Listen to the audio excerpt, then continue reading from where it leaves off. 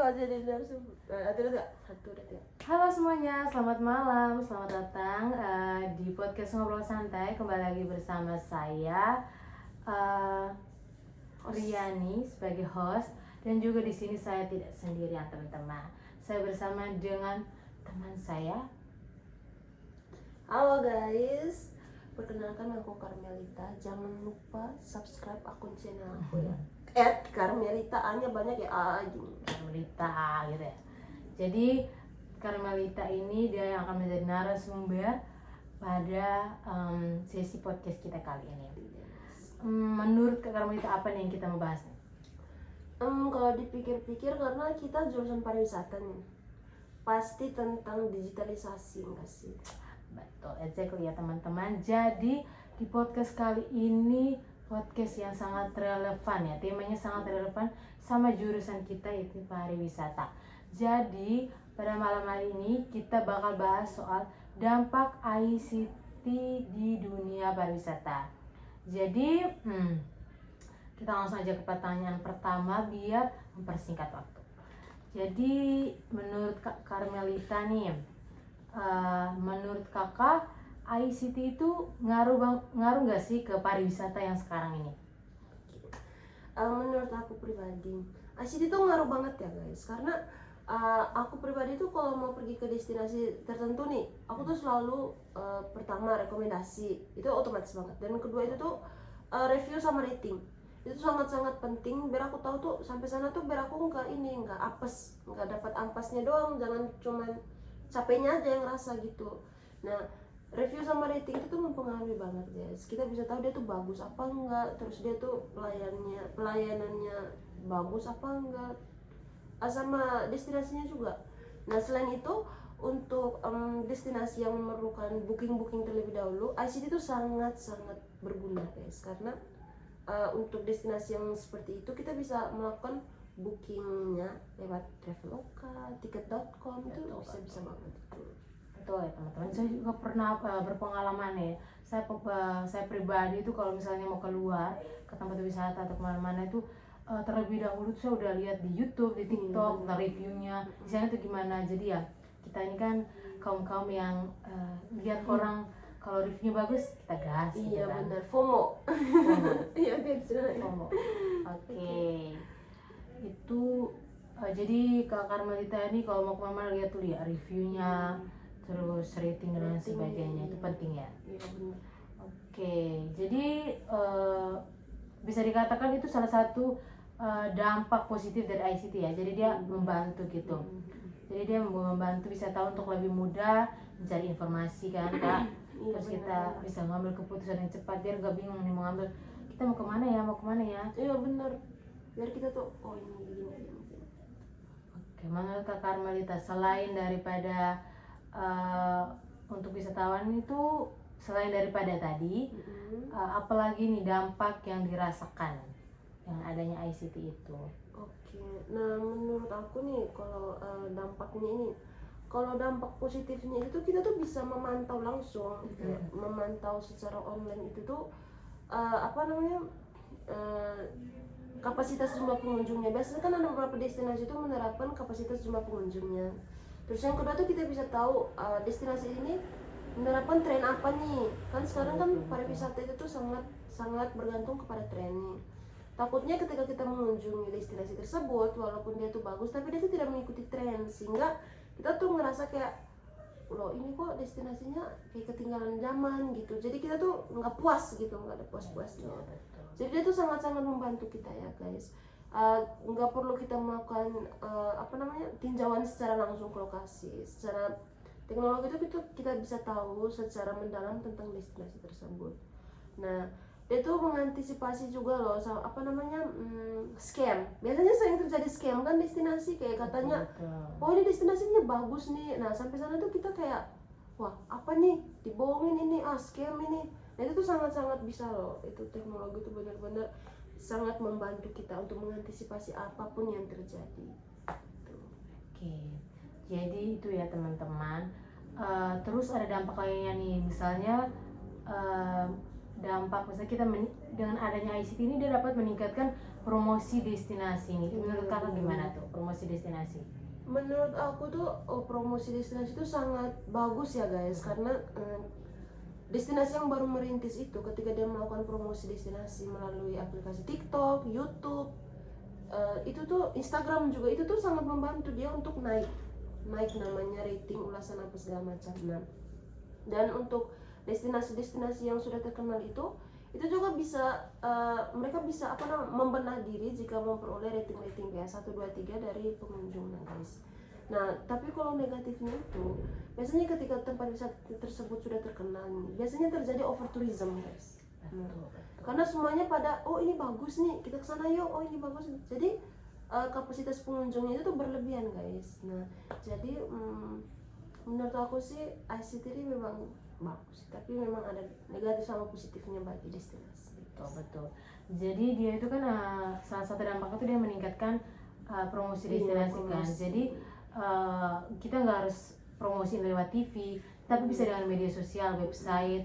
Ada juga kan sekarang tuh pada pintar-pintar loh destinasi-destinasi pengelolanya itu kerjasama sama influencer dan lain sebagainya. Bener. Kan? Bener, influencer itu. Ya itu cepat sih, itu kayak perkembangannya cepat banget. Apalagi influencer yang punya view-nya yang viewersnya yang bejibun ya, ini followersnya yang terkenal, yang kece abis, pasti secepat mungkin tempat wisata itu bakal ramai. Iya benar. Ini dari beberapa pengamatannya sih, banyak banget destinasi yang kalau misalnya ada collab sama influencer atau artis-artis gitu, paling gak lama kemudian sudah banyak yang datang. Itu pasti yang kayak ini soalnya banyak influencer tuh yang terkenal jujur kan. Nah, betul. influencer yang jujur itu yang biasa menarik wisatawan kayak bagus nih dia ini review ini nih bagus nih. Sangat membantu. Betul. Kayak yang kita tahu salah satunya tuh di destinasi kalau nggak salah di Candi Borobudur tuh. Bener. Dia kan udah tertata, jadi ada batasnya gitu loh. Misalnya untuk berapa pengunjung gitu, biar jangan advertising guys. Terus salah satu dampaknya itu juga membuka peluang UMKM. Gimana tuh menurut kakak Karmel nih? Itu bagus juga lah menurut aku, karena ketika destinasi sudah terkenal itu dia bisa membuka lapangan pekerjaan buat orang lain guys, kayak jualan stand minuman, makanan itu. Jadi para pengusaha kecil-kecilan itu mereka bisa membuka usaha di sekitar tempat destinasi tersebut. Nah, menurut aku itu sangat-sangat membantu ya guys. Jadi keuntungannya itu tuh dibagi rata. Aku mendapat masukan, kamu juga mendapat pemasukan. Jadi kayak simbiosis mutualisme. Jadi wisatawan datang ke destinasi aku untuk menyaksikan destinasi aku. Aku izinkan kamu untuk berjualan di tempatku, biar wisatawan aku nggak lari ke tempat lain. Dia bisa makan di stand kamu. Jadi kamu mendapatkan pemasukan, aku juga mendapat masukan. Menurut aku itu bagus, itu pemanfaatannya bagus itu kan. Hubungan yang bagus. Apalagi sekarang misalnya kayak homestay kecil aja, teman-teman bayangin homestay kecil aja, mereka tuh ada yang udah pesan udah pakai booking gitu kan. Benar.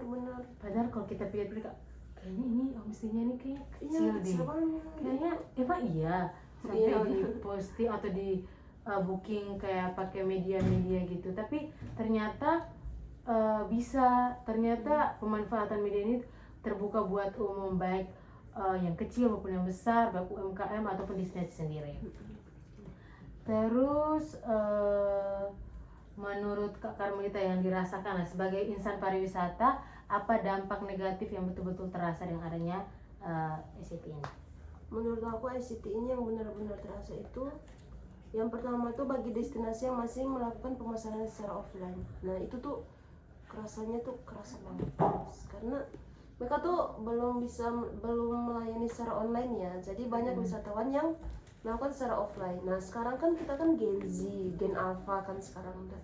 Jadi semuanya tuh menggunakan teknologi yang mempermudah. Jadi kalau secara offline tuh semua orang pasti berpikir kayak ribet nih, ngapain sih harus ribet-ribet gini, kan jauh, kan kita nggak bisa mantau langsung gini. Nah itu tuh membuat destinasi lain yang walaupun kualitasnya nggak kalah sama yang udah terkenal banget, dia tuh bakal flop dan bakal mungkin hilang ya guys, karena dia nggak melakukan pemasaran secara online. Terus yang kedua itu tuh dampaknya tuh over tourism. Itu bener-bener itu aku notice banget itu over tourism. Karena destinasi kalau udah terkenal, wisatawan bakal datang dan menyebabkan over tourism, hasil akhir destinasinya bakalan hancur yang kayak oh my god, kayak ada aja yang harus dilakukan perbaikan gitu. Jadi menurut aku nih teman-teman, sekarang kita udah mengenal digitalisasi dan kita udah bisa mengetahui destinasi mana yang bagus nih, yang berpotensi, oh ini keren nih. Menurut aku nih teman-teman, kita harus jangan FOMO lah teman-teman. Terus kita harus membatasi kalau seandainya destinasi ini terkenal banget, otomatis banyak wisatawannya. Nah kita sebagai tourism, kita harus cari destinasi-destinasi lain yang mungkin membutuhkan wisatawan untuk membantu menaikkan rating mereka. Jadi kita harus gimana ya, pemerataan gitu loh. Jadi singkatnya nih ya teman-teman, kalau kita manfaatkan dengan baik, yaitu bisa meningkatkan kualitas layanan juga pengalaman wisata. Tapi kalau kita memanfaatkannya tidak dengan baik, tidak dengan bijak, dia bisa menimbulkan masalah baru. Jadi pentingnya dari kita saja ya, bagaimana cara mengelolanya. Nah dari permasalahan yang tadi Kak Karmel beritahukan berdasarkan pengalaman penglihatan secara langsung, mungkin solusi apa yang bisa diberikan ya? Solusi aku sih guys, soal ITC ya guys. Iya soal itu. Solusi aku sih kayaknya penggunaannya itu lebih ke ini sih, lebih ke aware, terus ke cerdas gitu. Terus penguatan infrastruktur. Terus untuk pariwisata saat ini tuh solusi kan? Iya solusi. Oh my god, sabar ya guys. Mungkin guys, Beneran. mungkin Solusinya nih, aduh ngeblank guys, sabar. mungkin kita bisa adanya tingkat literasi digital gitu kan Ya literasi bagi digital. teman-teman pelaku wisata. Jadi Iya, biar mereka tuh tahu dan bisa memanfaatkan itu sebagai media promosi buat destinasi. Juga mungkin pemerintah ya, karena pemerintah tuh benar. kita harus bisa bekerja sama. Kita harus bisa dari masyarakat, pemerintah, dan juga wisatawan. Mungkin mereka bisa bantu meningkatkan infrastruktur. Karena betul yang dikatakan di awal, karena wisatawan itu melihat dari rating guys. Iya, rating dan Apa yang ada di atas. Jadi misalnya kalau ada review yang di sana nih bagus pemandangan, tapi kok fasilitasnya kurang ya, gini dan sebagainya. Jadi untuk kita mendukung dan memajukan destinasi yang kita miliki, jadi kita bekerja sama dengan beberapa pihak untuk memenuhi kebutuhan sehingga wisatawan itu merasa nyaman dan melakukan kunjungan kembali atau loyalitas kunjungan gitu. Dan selain itu aku juga pikir kayak harus perlunya kerjasama sama mahasiswa pariwisata guys. Ini adalah poin yang sangat utama. Nah mahasiswa pariwisata tuh mereka tuh udah punya bekal ya tentang pariwisata, tentang ini, elemen ini, segala macam gitu.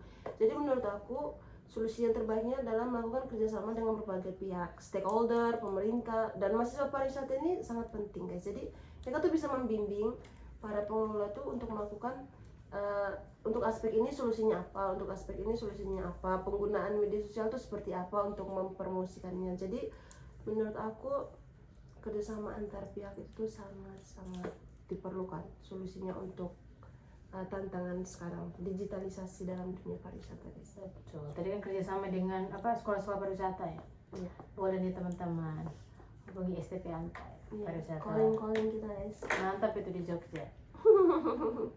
Oke teman-teman, jadi itu aja ya podcast singkat kita dengan saran dan solusi yang dikasihkan Kakak Karmelita ini menutup podcast kita pada pertemuan kali ini. Jadi obrolan kita ini santai tapi ada wawasan, ada kritik dan saran yang berjalan sekali. Jadi untuk teman-teman luar sana, menurut kalian dampak ICT di dunia pariwisata ini lebih banyak positif atau negatifnya? Komen ya. Komen. Itu aja dari saya Riani Dan saya Karmelita. Kita pamit undur diri. Bye.